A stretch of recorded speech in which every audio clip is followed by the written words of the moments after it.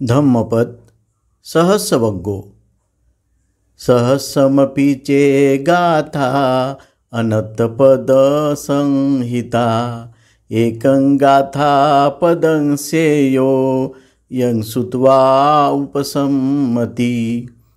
अर्थ नसलेल्या पदांनी गुंफलेल्या हजार गाथा जरी असल्या तरी त्याहून एक गाथापद श्रेयस्कर होय, जे ऐकल्याने माणसाला शांती लाभते। अर्थकथा। फुटलेल्या जहाजातील एका माणसाने मोठ्या कष्टाने किनाऱ्यापर्यंत पोहोच जाऊन स्वतःला वाचविले।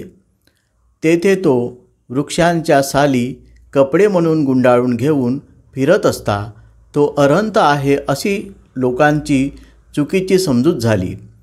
आपला मूर्खपणा लक्षात आल्यावर तो माणूस बुद्धाला भेटायला गेला। तेथे बुद्धाचे उपकारक बोधपूर्ण शब्द ऐकून त्याचे परिवर्तन झाले।